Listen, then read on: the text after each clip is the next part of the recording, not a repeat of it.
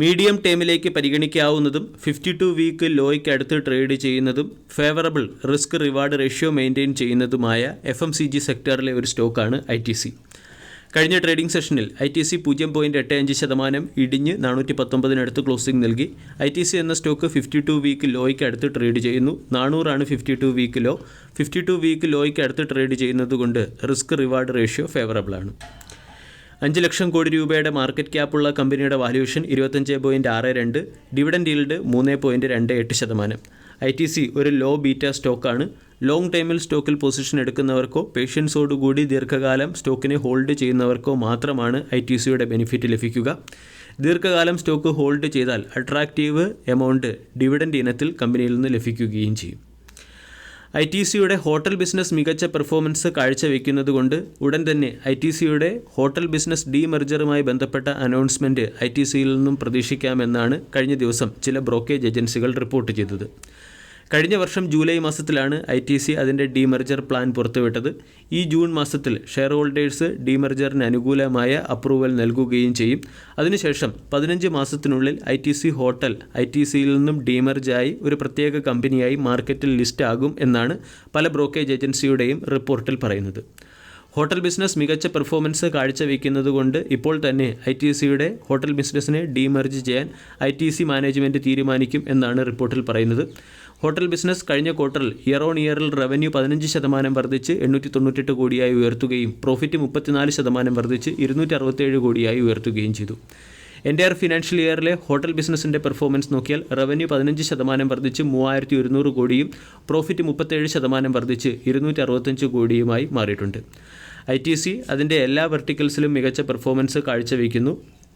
ITCക്ക് 70 സിറ്റികളിലായി 120-ലധികം ഹോട്ടലുകളാണുള്ളത്.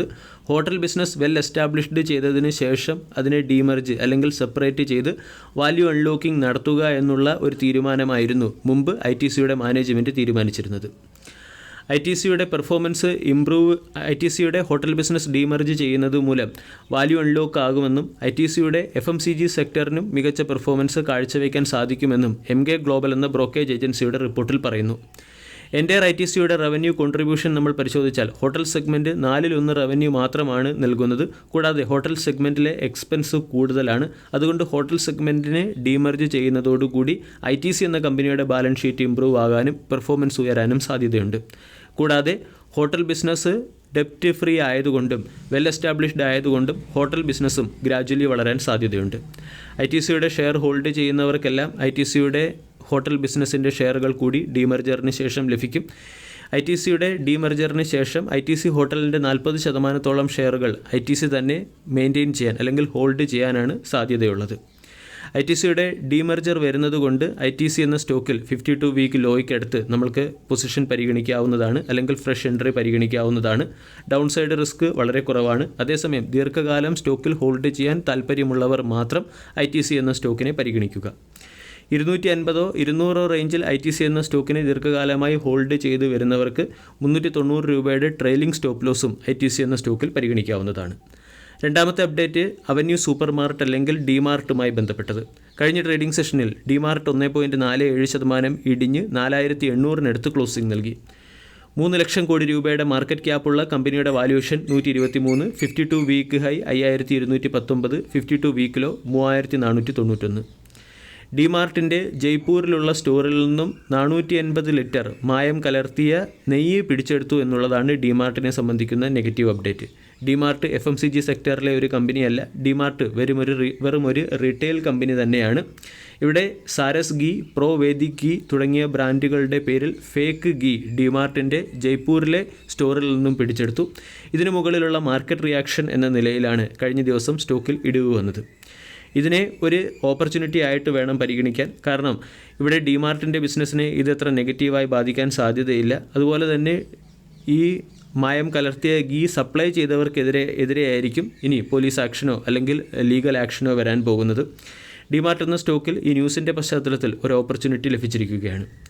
Candle pattern നമ്മൾ പരിശോധിക്കുകയാണെങ്കിൽ rounding bottom അല്ലെങ്കിൽ ഹെഡ് ആൻഡ് ഷോൾഡർ രീതിയിലുള്ള ഒരു ക്യാൻഡിൽ പാറ്റേൺ 4800 എന്ന ലെവലിൽ ഫോം ചെയ്തിരുന്നു. അവിടെ നിന്നും സ്റ്റോക്ക് 5200 അടുത്ത് വരെ ഉയരുകയും ചെയ്തു. വോളിയം കുറവായതുകൊണ്ട് സ്റ്റോക്കിൽ പ്രോഫിറ്റ് ബുക്കിംഗ് വരികയും 4800 എന്ന ലെവലിനെ സ്റ്റോക്ക് റീടെസ്റ്റ് ചെയ്യുകയുമാണ്. വീക്കിലി ക്യാൻഡിൽ പാറ്റേൺ നമ്മൾ പരിശോധിച്ചാൽ പൊസിഷണലി ഡിമാർട്ട് എന്ന സ്റ്റോക്ക് അട്രാക്റ്റീവ് ലെവലിൽ ട്രേഡ് ചെയ്യുന്നതായിട്ട് കാണാൻ സാധിക്കും. ഇവിടെ 5500 മുകളിൽ ഒരു പൊസിഷണൽ ബ്രേക്കൗട്ട് വരാനുള്ള സാധ്യതയുണ്ട്. ബ്രേക്കൗട്ട് വന്നാൽ 2000 പോയിൻറ്റിൻ്റെ അപ്സൈഡ് വരെ ഡിമാർട്ട് എന്ന സ്റ്റോക്കിൽ നമുക്ക് പ്രതീക്ഷിക്കാം. അതുകൊണ്ട് ഡിമാർട്ടിനെ 4800 4500 തുടങ്ങിയ സപ്പോർട്ടുകൾക്കിടയിൽ അക്കുമുലേറ്റ് ചെയ്യാവുന്നതാണ്. ഈ രണ്ട് സ്റ്റോക്കുകളും മീഡിയം ടൈമിൽ അല്ലെങ്കിൽ പൊസിഷണലി ദീർഘകാലം ഹോൾഡ് ചെയ്യാൻ പറ്റിയവർ മാത്രം പരിഗണിക്കുക. വീഡിയോ എല്ലാവർക്കും ഇഷ്ടമായി എന്ന് വിശ്വസിക്കുന്നു. Thank you.